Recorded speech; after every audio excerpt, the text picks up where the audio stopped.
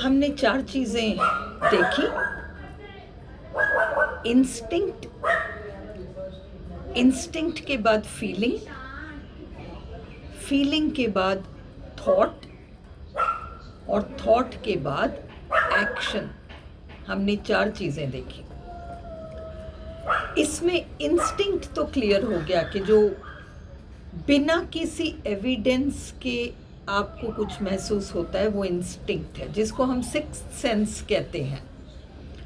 कोई बाहर कोई प्रूफ नहीं है, कुछ भी नहीं है, परंतु आप अंदर से कुछ महसूस करते हैं, वो इंस्टिंक्ट है। वो कीड़े मकोड़ों में, छोटे जीव जंतुओं में, इनमें होता है, वो एक नवजात शिशु में भी होता है। वो इंस्टिंक्ट समय के साथ फीलिंग, तो नेक्स्ट स्टेज है फीलिंग, और उस फीलिंग स्टेज पर, इंस्टिंक्ट स्टेज पर तो बच्चे ने महसूस किया कि कुछ गड़बड़ है, समथिंग, मेरे पेरेंट्स खुश नहीं है, घर का माहौल खुशी वाला नहीं है। ये इंस्टिंक्टिवली बच्चा ये सब सोचता नहीं है, पर somehow I am not safe, मैं सुरक्षित नहीं हूँ। यही इंस्टिंक्ट प्राइमरी इंस्टिंक्ट है जो तितली को बताती है कि तुम खतरे में उड़कर चली जाती है, कॉकरोच को बताती है। बच्चा सुरक्षित अपने आप को महसूस नहीं कर पाता किसी पर्टिकुलर माहौल में, वो पारिवारिक बैकग्राउंड में, ये उसका इंस्टिंक्ट है। बच्चा ये नहीं सोचता कि ये लोग खुश नहीं और ये और वो।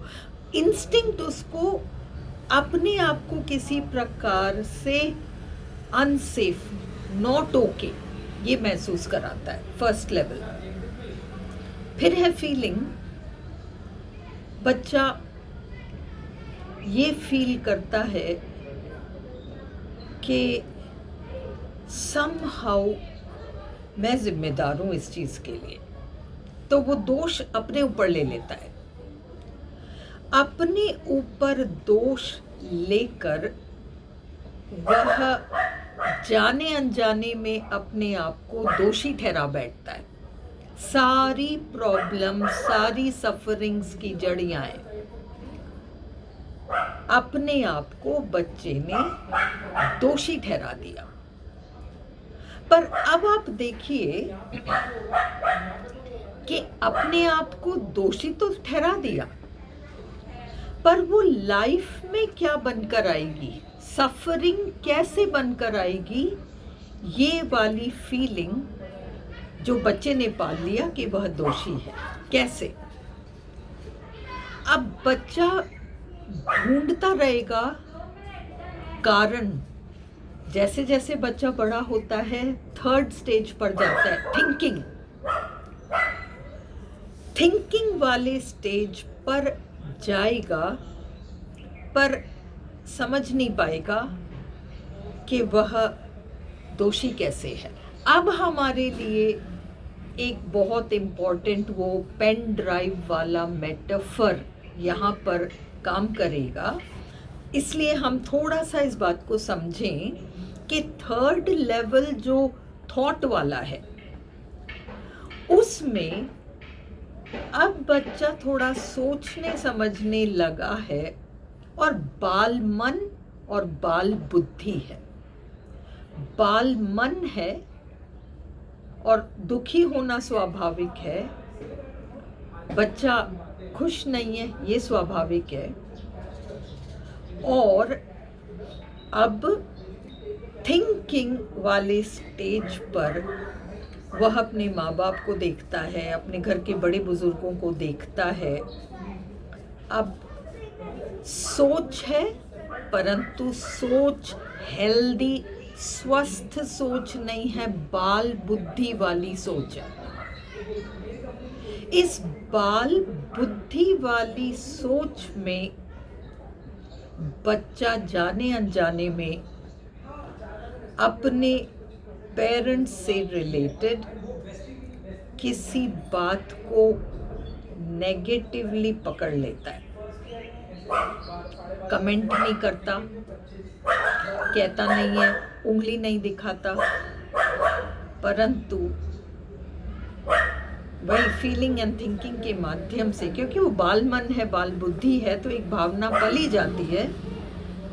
और उस स्टेज पर बच्चे ने अपने माँ बाप या तो दोनों या किसी एक के कुछ बिहेवियर्स को नेगेटिवली पकड़ लिया।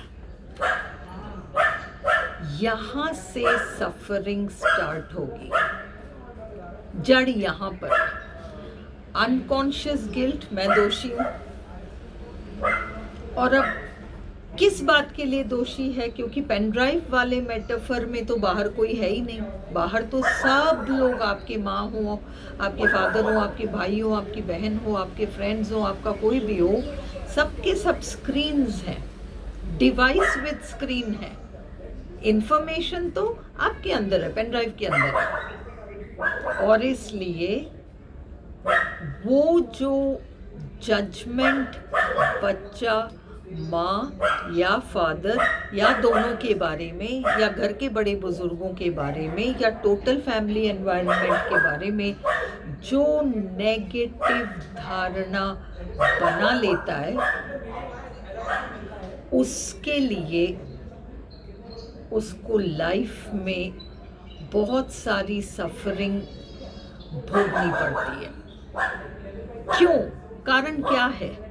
अगर बच्चे ने स्थिति देखी और उस स्थिति को एक पर्टिकुलर तरीके से समझा है, तो इसमें सफरिंग क्यों? क्योंकि बच्चे ने गलत समझ लिया। बच्चा अगर 30 साल का होता, 40 साल का होता, 25 साल का होता, 20 साल का होता, तो एक अडल्ट माइंड से सोचता कि ये लोग परेशान हैं, ये लोग तकलीफ में हैं, जो भी है, जो एक नॉर्मल अडल्ट सोचता है। परंतु बच्चा अडल्ट बनकर नहीं सोच सकता, बट बच्चा केवल एक बहुत सीमित बुद्धि से महसूस करता है और सोचता है। और इसलिए उसके अंदर वो जो जजमेंट पल जाता है, वो उसके अंदर इंफॉर्मेशन बंद है। और अब इसको लाइफ में सफरिंग के रूप में बच्चा 100% देखेगा। किसी न किसी तरीके से इसको बार बार शक्लें बदलती जाएंगी, बट कहानी सेम चलती रहेगी। ये जो है, ये प्रॉब्लम है। ये तो थर्ड था। फिर फोर्थ, एक्शन। अगर वो अनकॉन्शियस गिल्ट सही समय पर नहीं समझा जाता, क्योंकि कई बार 50-50 साल की उम्र हो जाती है, 40-40 साल की उम्र हो जाती है, बहुत कुछ हो जाता है, हेल्थ पर असर दिखाता है, करियर में असर दिखाता है। ये सब नेगेटिव एनर्जी है। जो पकड़ी हुई चीज़ है वो एक्चुअली नेगेटिव एनर्जी बनेगी, और वो ही नेगेटिव एनर्जी लाइफ को चला रही है। वो शक्ल किसी भी तरह से ले, वो चाहे वो हेल्थ ले, चाहे फाइनेंसेस ले, चाहे जॉब ले, चाहे जॉब छूट ना ले, चाहे परिवार का टूटना हो, कुछ भी हो, बट उसका स्टार्टिंग पॉइंट यहाँ पर है।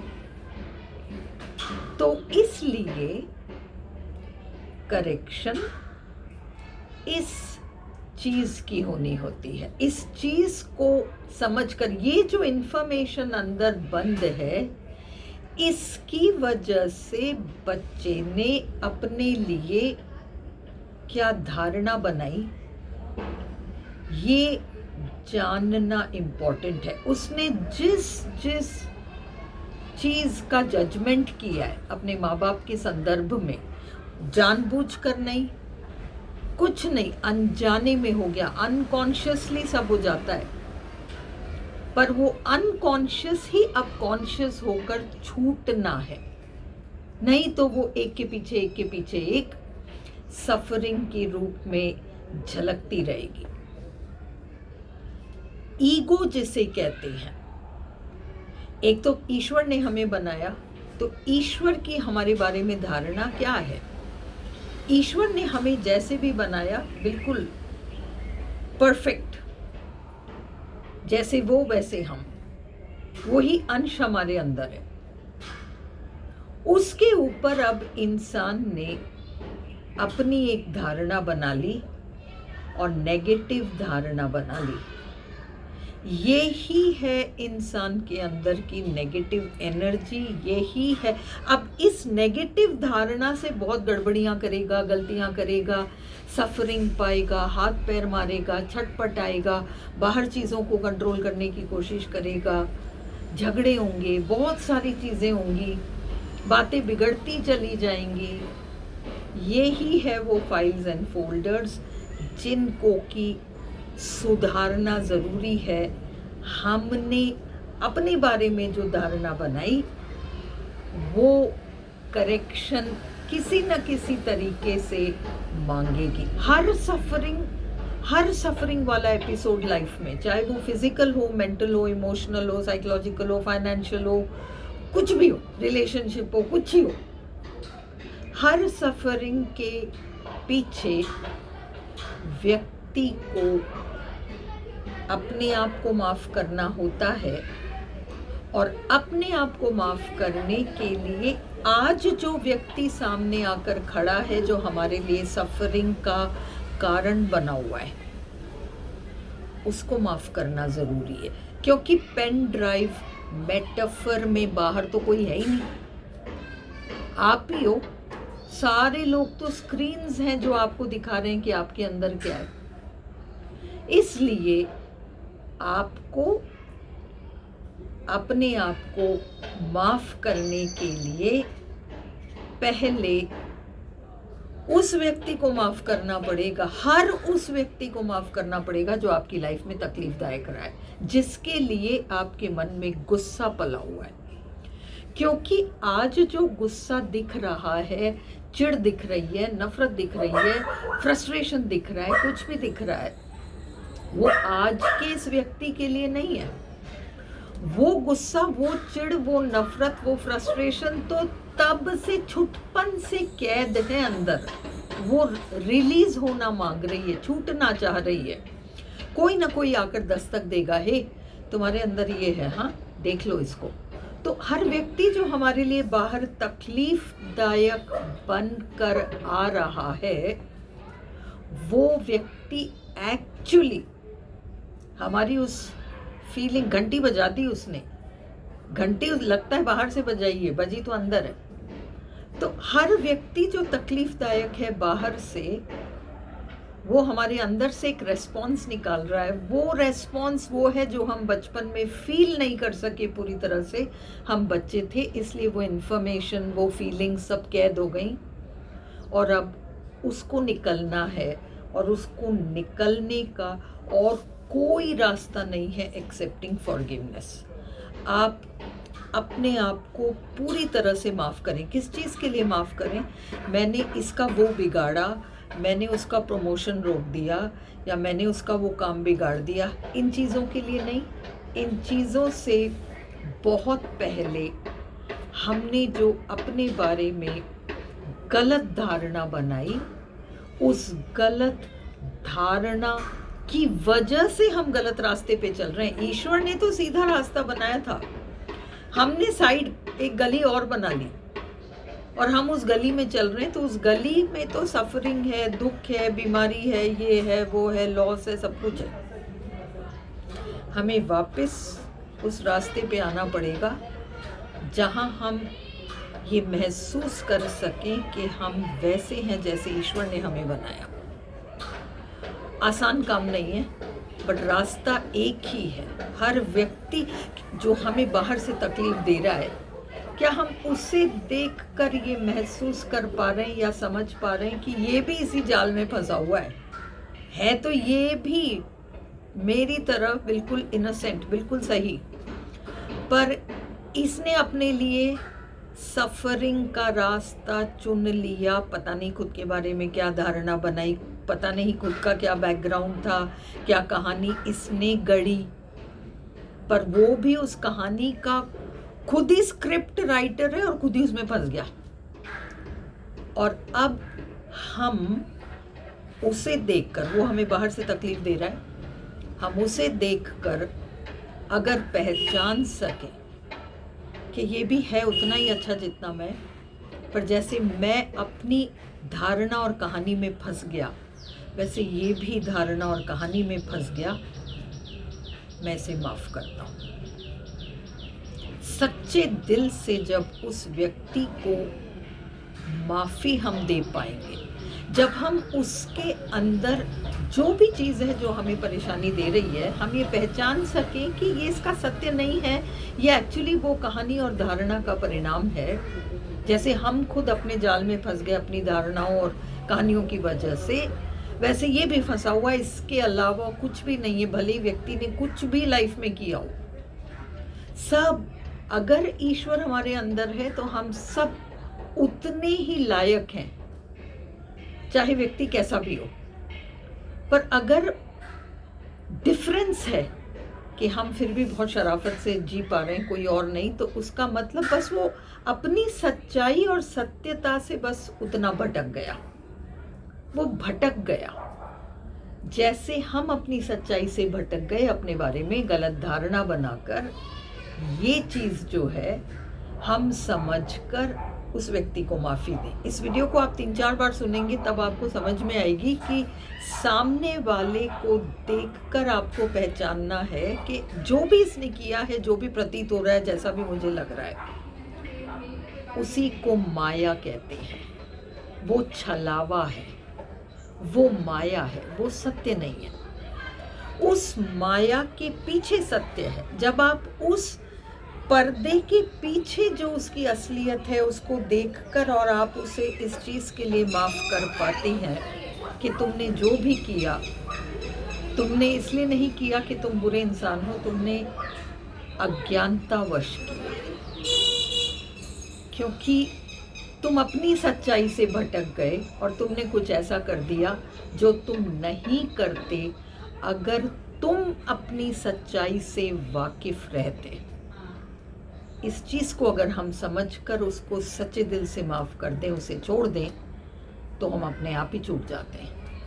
इस तरीके से स्टेप बाय स्टेप जितने लोग हैं हमारी लाइफ में जो कि हमारे लिए, चाहे छोटी सी परेशानी, बड़ी सी परेशानी, करंट में कोई बहुत दुखद या बहुत गुस्सा आ रहा है, हमें किसी स्थिति में फंसे हुए, ना तो उसका हल निकल रहा, ना तो वो ख़त्म हो रहा, ऐसी स्थितियों में ये इस प्रकार से माफ़ी हर कंसर्न्ड इंसान और अपनी लाइफ में जितने भी ऐसे लोग हैं जिन्होंने हमें तकलीफ़ दी, उन सबको स्टेप बाय स्टेप छोड़ते चले जाएं, तो हमारे लिए रास्ते 100% खुलते चले जाते हैं। उसके स्टेप्स हैं, उसके प्रोसीजर्स हैं। हम सबसे सिंपल इसका स्टेप अगले वीडियो में देखेंगे, एक सिंपल एक्सरसाइज, पर इसके काफ़ी सारे एक्सरसाइजेस करने के बाद व्यक्ति उस पॉइंट पर आ जाता है कि उसको एक रिलीफ महसूस होता है। पर उसको कंटिन्यूअसली ये प्रैक्टिस करते रहना पड़ेगा। ये 1 आध दिन, 2 हफ्ते, 6 हफ्ते करके नहीं होगा, क्योंकि इतने सालों का गुबार भरा हुआ है हमारे अंदर। समय लगेगा, बट हल 100% आएगा।